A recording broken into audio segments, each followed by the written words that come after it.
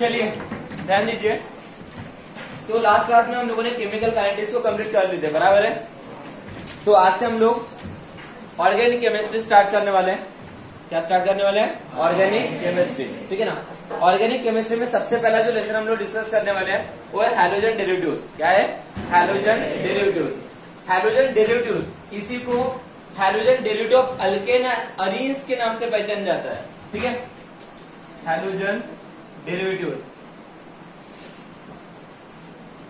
इसी को हम लोग कौन से नाम से पहचानते हैं? Halogen derivative of alkane and arenes. किस नाम से पहचानते हैं? Halogen derivative of alkane and arenes. Guys ये halogen derivative of alkane and arenes का मतलब क्या होता है, पहले चीज को समझने की कोशिश करते हैं, ठीक है। यहाँ पे अभी मुझे लगता है कि आप लोगों के नए सिलेबस के हिसाब से इसका नाम शायद से ये हो सकता है हैलोजन डेरिवेटिव्स, मुझे नहीं पता, लेकिन मुझे इतना पता है ये लेसन का मेन नाम क्या होना चाहिए? Halogen derivative of alkane and arenes. But इसका मतलब क्या होता है? Halogen derivative of alkane and arenes का मतलब क्या होता है? देखिए हैलोजन का मतलब तो आई थिंक सबको बताऊंगा। हैलोजन जो हम लोग एक्स से रिप्रेजेंट करते हैं, कैसे रिप्रेजेंट करते हैं? एक्स से, जो ग्रुप नंबर 17 से बिलोंग करता है। किससे बिलोंग करता है? Group number 17। कुछ याद है क्या? जिसके एलिमेंट कौन कौन से होते हैं? X, fluorine, chlorine, bromine, iodine, aspirin. लेकिन एस्पिरिन हम लोग कंसिडर नहीं करते हैं। क्यों नहीं करते? Because aspirin is the radio active element. उसके बहुत ही रेयर कंपाउंड आप लोगों को देखने को मिलते हैं, क्योंकि एस्पिरिन एक रेडियो एक्टिव एलिमेंट होने की वजह से केमिकल रिएक्शन में पार्टिसिपेट कर भी लिया तब भी वो वहां पे रहता नहीं है। याद है, बता दिया था मैंने 11वीं क्लास में, जब मैंने आप लोगों को हैलोजन फैमिली रिलेटेड खुद तो भी बताऊंगा, तब ये एस्पिरिन के बारे में कभी ना कभी तो बता ही दिया होगा, बराबर है ना। तो गाइस अगर मैं बात कर रहा हूँ यहाँ पे हैलोजन, तो हैलोजन मतलब जहाँ पे हम लोग ग्रुप नंबर 17 से बात करने वाले। किससे बात करने वाले हैं? Group number 17। और ग्रुप नंबर 17 में कौन से एलिमेंट बिलोंग करते हैं? हमारे हाइड्रोजन फैमिली में कौन बिलोंग करते हैं? Chlorine, chlorine, bromine, aspirin. लेकिन हम लोग सिर्फ 4 लोगों की बात करने वाले। कौन कौन? Chlorine, chlorine, bromine and iodine. Is that clear? और इस ग्रुप नंबर 17 को हैलोजन फैमिली से पहचानते हैं। किस नाम से पहचानते हैं? Halogen family. नाम याद रखिएगा, क्योंकि जब इनऑर्गेनिक केमिस्ट्री पढ़ाऊंगा, क्या पढ़ाऊंगा? Inorganic chemistry. अभी तक के हम लोगों ने इनऑर्गेनिक केमिस्ट्री को हाथ भी नहीं लगाया। Is that clear? सिर्फ फिजिकल केमिस्ट्री हुआ है हमारा। फिजिकल केमिस्ट्री के बाद अब हम लोग स्टार्ट करें ऑर्गेनिक केमिस्ट्री, और ऑर्गेनिक केमिस्ट्री के बाद हम लोग स्टार्ट करेंगे इनऑर्गेनिक केमिस्ट्री, और उसके बाद फाइनली हम लोग डिस्कस करेंगे that is what applied chemistry. Okay, chemistry 4 part में डिवाइड होता है, बट बहुत सारे बच्चों को सिर्फ यही पता होता है कि केमिस्ट्री सिर्फ 2 पार्ट में डिवाइड होता है। एक होता है पार्ट 1 और दूसरा होता है पार्ट 2, है कि नहीं? गुड, सही है। लेकिन याद रखिएगा, ठीक है ना। तो ऑर्गेनिक केमिस्ट्री में हम लोग सबसे पहले हम जो लेसन स्टार्ट करें, लेसन का नाम है halogen derivative of alkane and arenes. Guys इसका मतलब क्या होता है? हैलोजन का मतलब तो समझ में आ गया। अब अल्केन और अरीन्स तो सब लोग जानते ही होंगे। अल्केन और अरीन्स ये क्या है मेरे? हाइड्रोकार्बन है। क्या गाइस? हाइड्रोकार्बन। अरे है ना, हाइड्रोकार्बन। Alkane, arenes. अल्केन तो नाम सुना ही होगा। अरीन्स, अरीन्स का मतलब जो एक एरोमेटिक कंपाउंड को रिप्रेजेंट करता है। किसको रिप्रेजेंट करता है? एरोमेटिक कंपाउंड को। Is that clear? और एरोमेटिक कंपाउंड भी मेरे क्या है? हाइड्रोकार्बन से। हाइड्रोकार्बन मतलब एक ऐसे कंपाउंड जो कैसे बनते हैं? कार्बन और हाइड्रोजन से। अब हमने नाम लिखा है halogen derivative of alkane and arenes. इसका मतलब क्या होता है? Halogen derivative of alkane and arenes का मतलब होता है अल्केन और अरीन्स से, अल्केन और अरीन्स से मैं डिराइव करने वाला हूं। क्या डिराइव करने वाला हूं? Hello alkane. क्या डिराइव करने वाला हूं? Hello alkane. Halogen derivative of alkane and arenes. Derivative का मतलब क्या होता है? डिराइव करना। डिराइव करना मतलब एक नया कंपाउंड डिराइव करना। क्या डिराइव करना? नया कंपाउंड। अब नया कंपाउंड डिराइव तो करना है, लेकिन halogen derivative of alkane and arenes का मतलब क्या होता है कि अल्केन और अरीन्स का यूज करके और हैलोजन का यूज करके हम लोग क्या बनाने वाले? एक नया कंपाउंड डिराइव करने वाले। क्या नाम है उसका? हैलो अल्केन या फिर हैलो अरीन्स। मतलब करना क्या है कि अगर सपोज टू भी तुम्हारे पास एक अल्केन है, सपोज तुम्हारे पास क्या है? अल्केन। अल्केन का एक आधा कंपाउंड सबको बताऊंगा, बहुत ही सिंपल है, मीथेन। Methane CH4। ये मीथेन क्या है? हमारा अल्केन है। अरे है ना। अगर मैं इस अल्केन के हाइड्रोजन एटम को रिप्लेस करता हूँ, कैसे? हैलोजन से। कैसे रिप्लेस करता हूँ? हैलोजन से। तो जो कंपाउंड तुम्हारा बनेगा वो क्या बनेगा तुम्हारा? Hello alkane. क्या बनेगा? Hello alkane. मतलब ये जो कंपाउंड बनेगा, चलो एक काम करते हैं, छोटी सी रिएक्शन बना लेते हैं। जैसे मान के लिए मीथेन है, मीथेन को मैंने क्लोरीन के साथ रिएक्ट किया, तो क्या हो जाएगा, सिंपल सा चीज है, यहाँ के हाइड्रोजन एटम को यहाँ के हाइड्रोजन एटम रिप्लेस कर लेगा तो क्या बनेगा CH3Cl प्लस HCl। तो क्या हुआ, इस अल्केन के एक हाइड्रोजन एटम को एक हाइड्रोजन ने रिप्लेस किया। अरे हाँ है ना, तो जो कंपाउंड बनेगा उस कंपाउंड को हम लोग क्या कहेंगे, हैलो अल्केन। क्या कहेंगे, हैलो अल्केन। डिसेक्टर। और ये तुम्हारा हैलोजन डेरिवेटिव ऑफ अल्केन। ये क्या तुम्हारा हैलोजन डेरिवेटिव ऑफ अल्केन। पर सामने और एक नाम है अरीस। अरीस जो किसको रिप्रेजेंट करता है, अरे किसको कंपाउंड का रिप्रेजेंट करता है, एरोमेटिक कंपाउंड। और एरोमेटिक कंपाउंड में जब भी हम लोग बात करते हैं तो हम लोग एक ही कंपाउंड की बात करते हैं जिसका नाम है बेंजीन। क्या नाम है, बेंजीन, जिसका मॉलिक्यूलर फॉर्मूला क्या होता है C6H6। स्ट्रक्चरल फॉर्मूला अगर याद होगा तो मैंने आपको तीन स्ट्रक्चरल फॉर्मूले बताए थे 11th क्लास में, एक with respect to bond and एक विद रिस्पेक्ट टू रिंग। याद करने की कोशिश कीजिए। जरूरी नहीं है आपने 11वीं में मेरे से पढ़े नहीं पढ़े, लेकिन कुछ चीजें कभी ना कभी सुने तो होंगे, ये इंपॉर्टेंट है। Is that clear. तो अगर मैं बात करता हूं, मान के चलिए एक मेरा बेंजीन है, benzene ring with respect to ring है ये बेंजीन। ओके, अब इसका मॉलिक्यूलर फॉर्मूला सब लोग जानते हैं C6H6। अगर मैं इसको अगर क्लोरीन के साथ रिएक्ट करूं तो क्या हो जाएगा, यहाँ के किसी भी हाइड्रोजन एटम को एक क्लोरीन एटम रिप्लेस कर लेगा। चलो कहीं पे भी, मुझे पता है हर एक पोजीशन पे एक हाइड्रोजन है, पता है ना, अरे हो या नहीं, हर एक पोजीशन पे क्या है, हाइड्रोजन एटम। अगर उस हाइड्रोजन एटम को एक क्लोरीन एटम ने रिप्लेस कर दिया तो क्या बनेगा, कुछ इस तरह से स्ट्रक्चर बनेगा क्या, अरे बना क्या, एक हाइड्रोजन Cl के साथ जाएगा तो क्या बनेगा HCl। क्या बनेगा HCl, बराबर है क्या, अरे सही है ना। तो गाइस ये जो कंपाउंड बना है ये कौन सा कंपाउंड है, हैलो अरीन। क्या गाइस, हैलो अरीन। समझ में आया क्या, मतलब ये कि जब मैं अल्केन और अरीस में से एक हाइड्रोजन, एक नहीं हाइड्रोजन एटम रिप्लेस करता हूं, कितने भी रिप्लेस कर सकता हूं, नो मैटर। मैं ऐसा नहीं बोल रहा हूं कि एक ही हाइड्रोजन एटम को मैं रिप्लेस कर सकता हूं, मैं सिर्फ इतना बोल रहा हूं कि अगर सपोज टू बी मेरे पास अल्केन है और मेरे पास अरीस है, इसमें से अगर मैं हाइड्रोजन एटम रिप्लेस करता हूं बाय हाइड्रोजन एटम तो मैं डिराइव करता हूं किसको, halo alkane and halo arenes. और इसी को हम लोग क्या कहते हैं, halogen derivative of alkane and arenes. समझ में आ रहा है क्या, क्या कहते हैं, halogen derivative of alkane and arenes. Definition नहीं पूछता कोई, आपको मतलब पता होना चाहिए कि halogen derivative of alkane and arenes का मतलब क्या होता है, कि जब मैं अल्केन और अरीस में से हाइड्रोजन एटम रिप्लेस करता हूं बाय हाइड्रोजन एटम तो जो कंपाउंड बनते हैं उनको हम लोग क्या कहते हैं, hydrogen derivative of alkane and arenes. Is that clear, अरे समझा क्या। अब guys hydrogen derivative of alkane and arenes आगे पढ़ने से पहले हम लोग एक छोटा सा जो 11th क्लास में स्ट्रक्चर पढ़े थे, एक छोटा सा स्ट्रक्चर हम लोगों ने 11th क्लास में पढ़े थे हाइड्रोकार्बन का, कि हाइड्रोकार्बन किस तरह से क्लासिफाई होता है, याद है ना।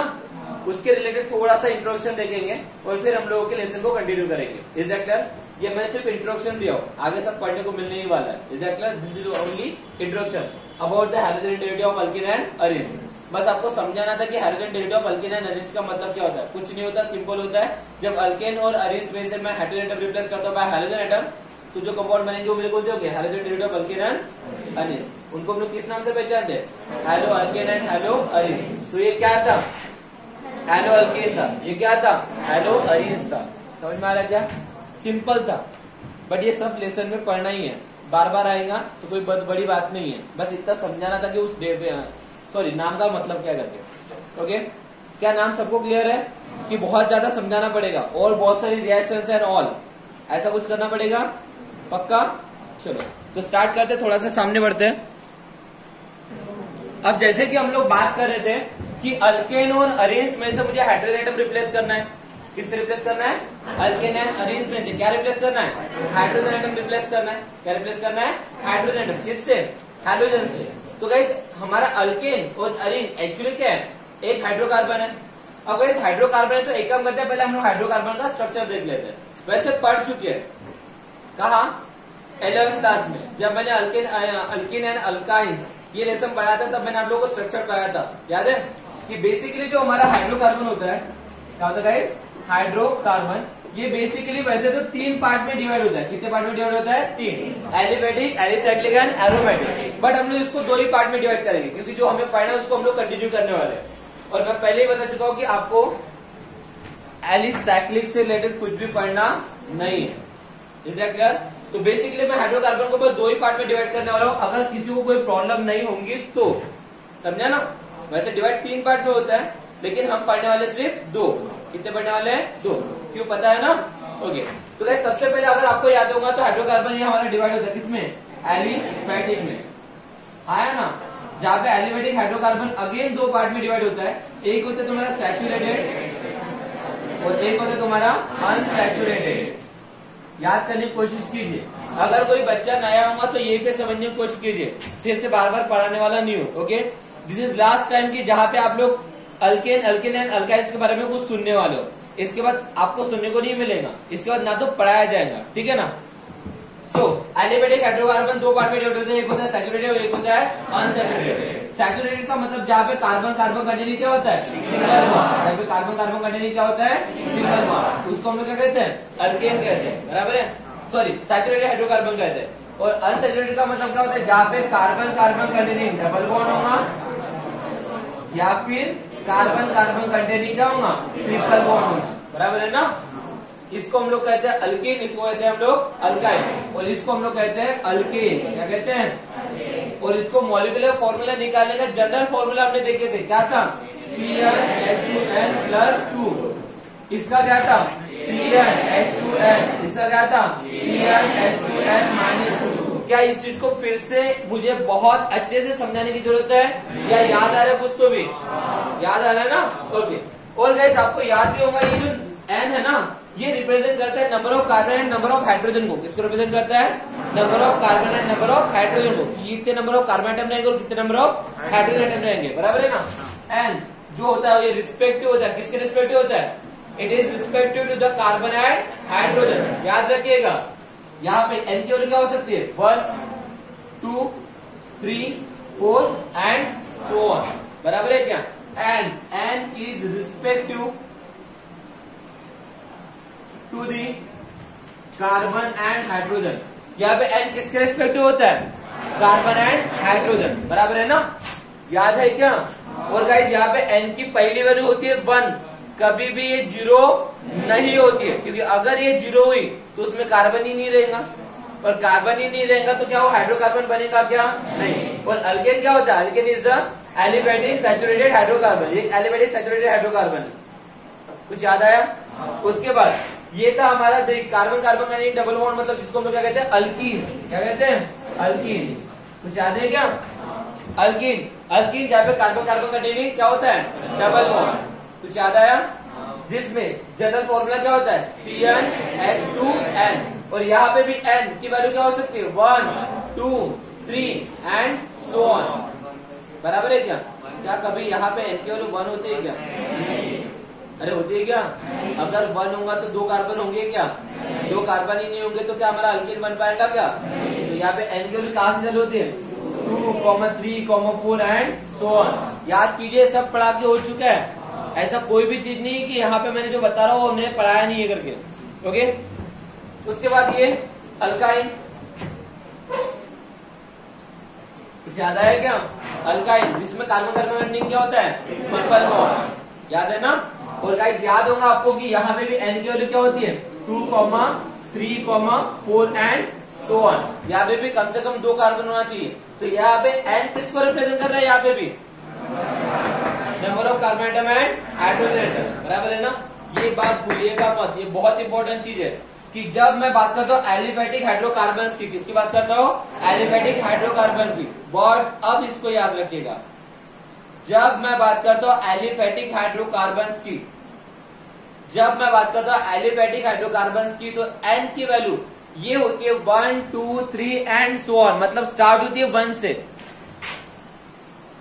अगर मैं एलिफेटिक हाइड्रोकार्बन की बात कर रहा हूं तो यहाँ पे n की वैल्यू स्टार्ट होती है 1 से, 1, 2, 3 एंड सो ऑन। और n यहाँ पे रिप्रेजेंट करता है या रिस्पेक्टिव होता है किसके?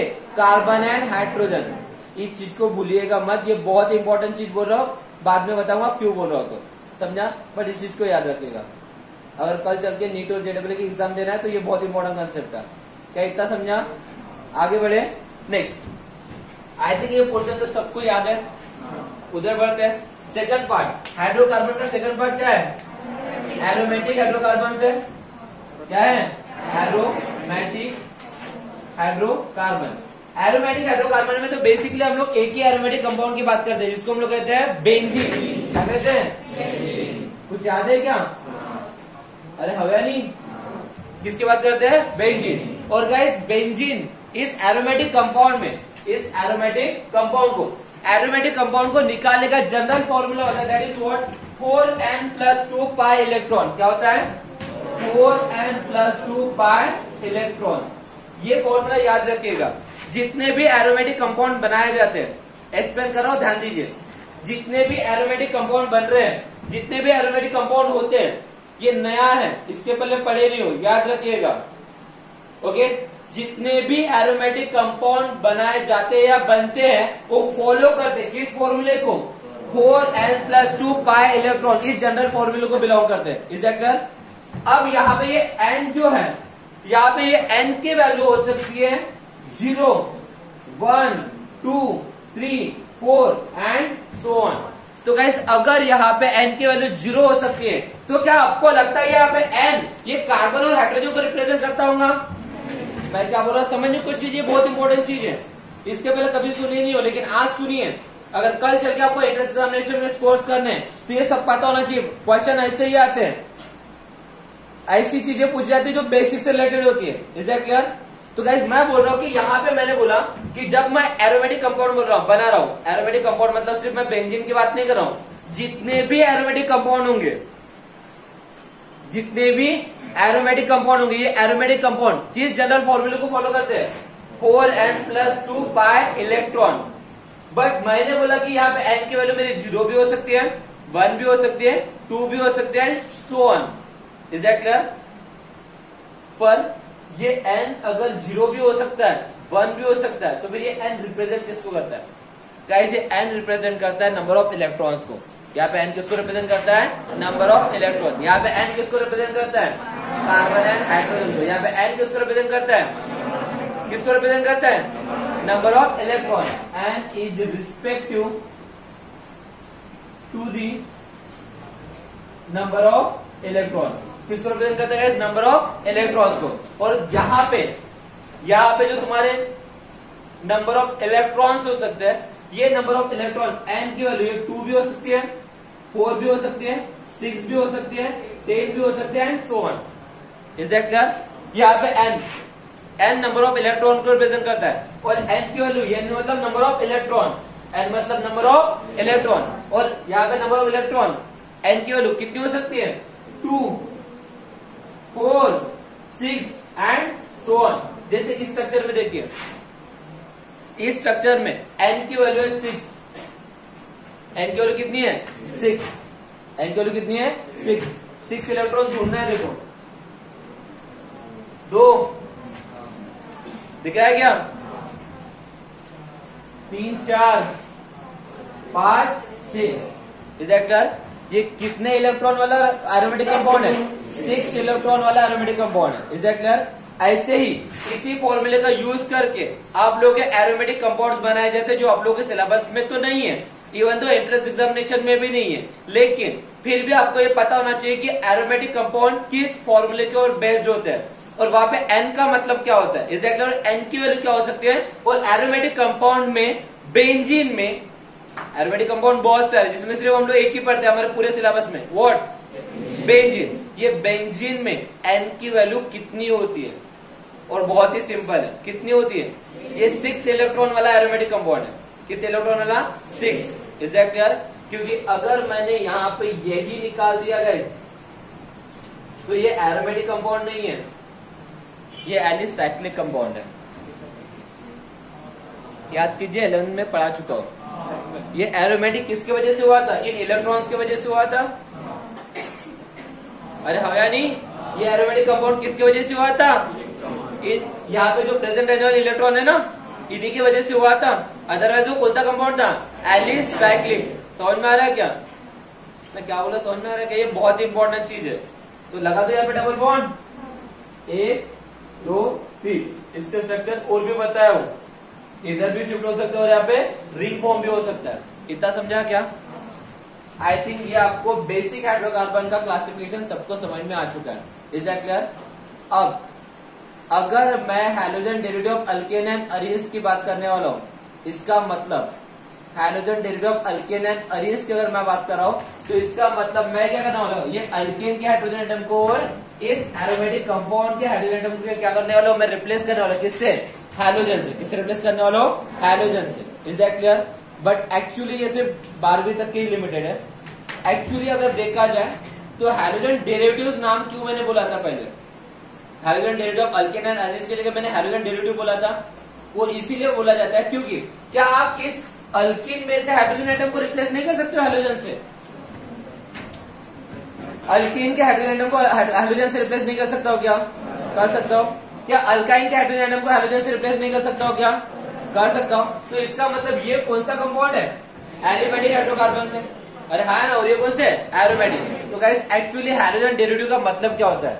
अब मैं मेन डिफरेंशिएशन बोलने जा रहा हूँ। Is that clear? जब भी सिर्फ नाम को एक्सप्लेन किया था, अब मैं हैलोजन डेरिवेटिव्स को एक्सप्लेन करने जा रहा हूँ। तो हैलोजन डेरिवेटिव्स का मतलब होता है, that is what, replacement of hydrogen atom. क्या बोला मैंने? Replacement of hydrogen atom from aliphatic hydrocarbons and aromatic hydrocarbons bye halogen atoms. मैंने अब ये नाम लिया, इस नाम में तीनों आ गए, alkane, alkyne and alkyne.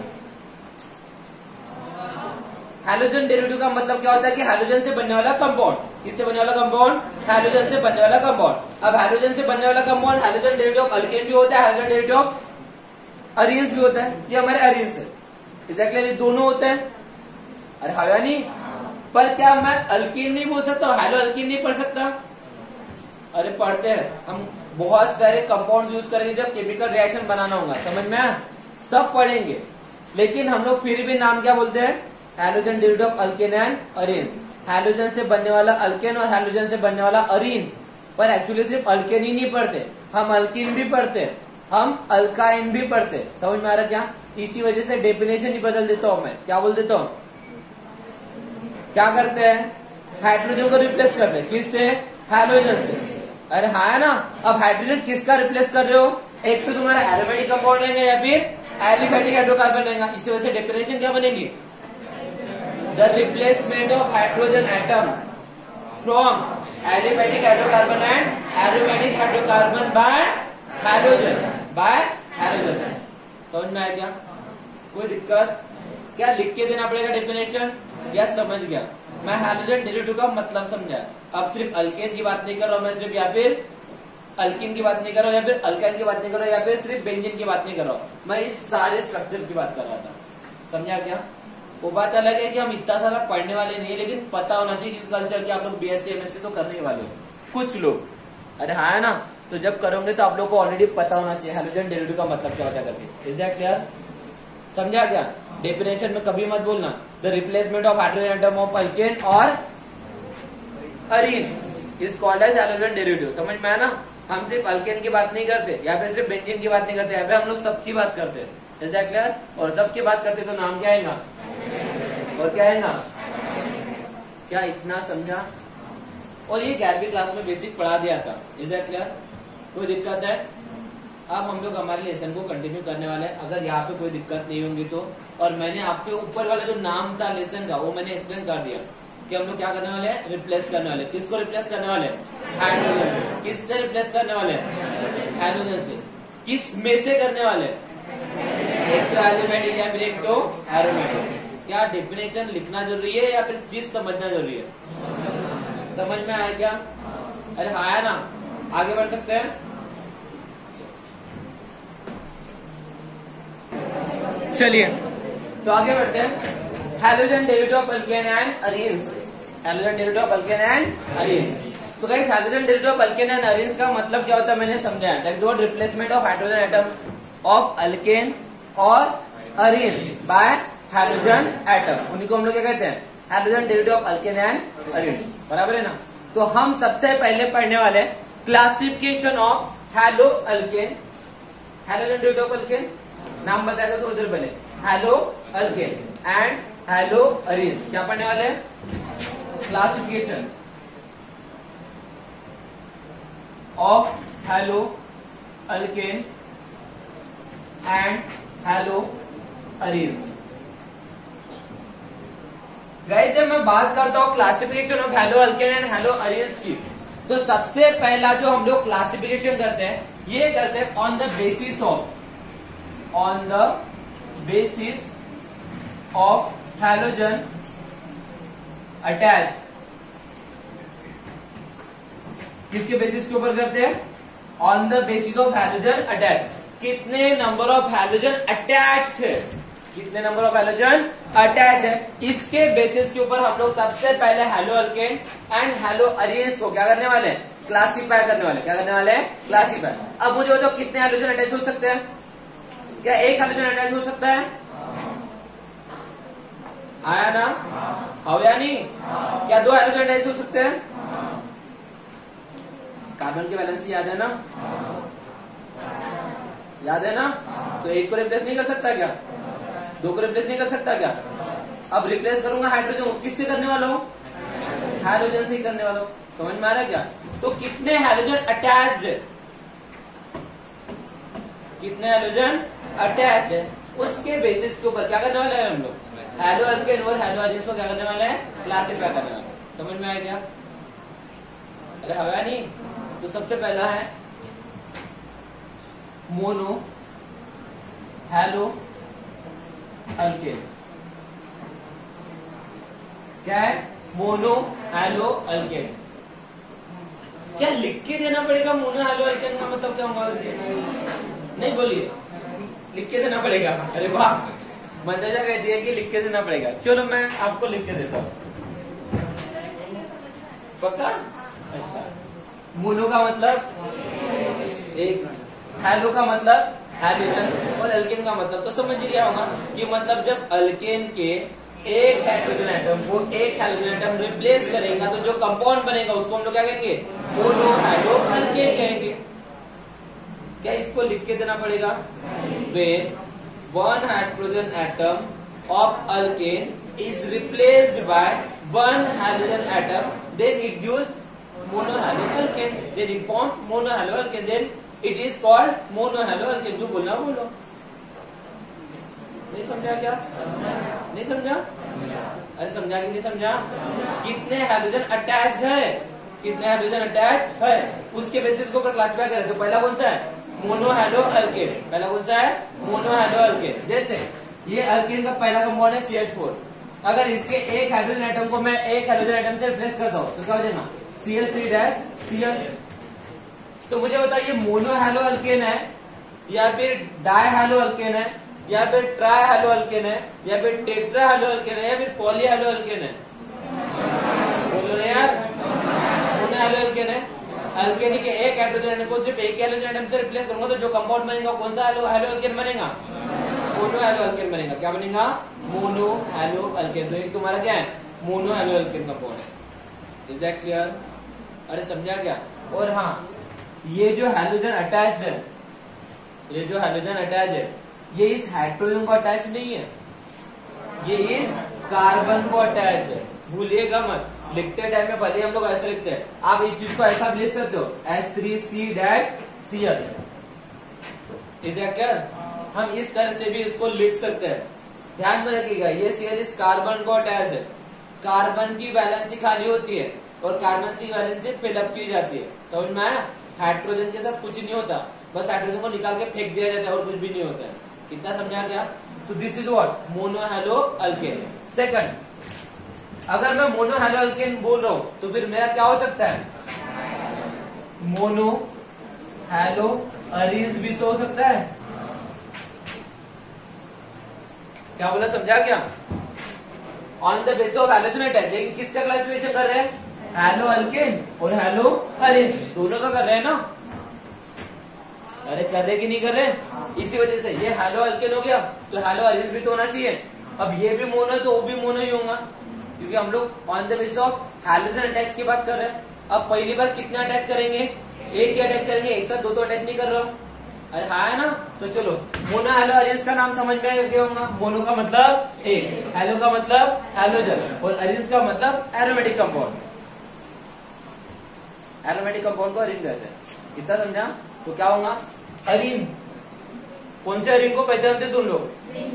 Benzene. तो ये तुम्हारा बेंजीन है। अरे हवा नहीं, यहाँ पे हर पोजीशन पे एक हाइड्रोजन एटम है।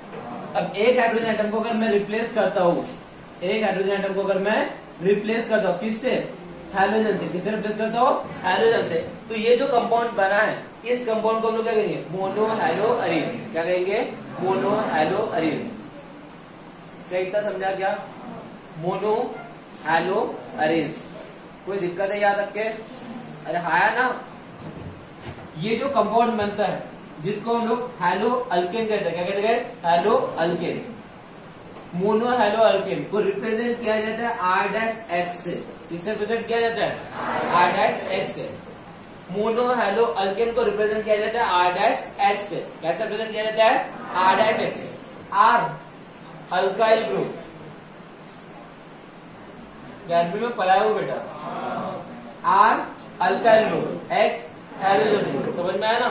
इसका अगर मुझे कॉमन नोमेनक्लेचर करना है, क्या करना है? Common nomenclature. तो इसको लिखा जाता है अल्काइल हैलाइड। क्या लिखा जाता है? Alkyl halide. सब इंट्रोडक्शन चल रहा है आज, ओके? सब पढ़ने को मिलेगा, टेंशन मत लो। मैं जितनी चीजें बता रहा हूँ ये फिर से पढ़ने को मिलेगा। बस आज इंट्रोडक्शन चल रहा है। समझ में आ रहा है ना कि लेसन के स्टार्टिंग में हमें क्या क्या पढ़ना है, क्या क्या पढ़ना है, जैसे क्या क्या जरूरी है, ओके? तो R-X इसको क्या कहते हैं? इसका कॉमन नोमेनक्लेचर क्या होता है? Alkyl halide. समझा? और इसका IUPAC नेम, कभी नाम सुने क्या? IUPAC? अरे है ना, इसका IUPAC नेम होता है हैलो अल्केन। क्या होता है? Hello alkane. क्लियर है इतना? अरे समझा क्या? तो ये हो गया तुम्हारा what? Hello alkane alkyl halide. जो ये क्या है? मोनो हैलो अल्केन है। और ये क्या है तुम्हारा? ये अराइल हैलाइड है। क्या है तुम्हारा? Aryl halide. ओके? इसको रिप्रेजेंट किया जाता है AR-X। ये AR का मतलब एर्गॉन नहीं होता है, ठीक है ना? इनऑर्गेनिक केमिस्ट्री में AR का मतलब एर्गॉन होता है और ऑर्गेनिक केमिस्ट्री में AR का मतलब अराइल ग्रुप होता है। जैसे यहाँ पे हम लोग इसको R से रिप्रेजेंट करते हैं, कैसे रिप्रेजेंट करते हैं? R से। अल्काइल ग्रुप को R से रिप्रेजेंट करते हैं, वैसे यहाँ पे अराइल ग्रुप को कैसे रिप्रेजेंट करते हैं? AR से। AR का मतलब दोनों में बदल जाता है। इनऑर्गेनिक में ये एलिमेंट बन के आता है, इनऑर्गेनिक में ये एलिमेंट बन के आता है। कौन सा एलिमेंट? एर्गॉन। लेकिन ऑर्गेनिक केमिस्ट्री में ये रिप्रेजेंटेशन बन के आता है किसका? अराइल ग्रुप का। समझा क्या? अरे हवा नहीं।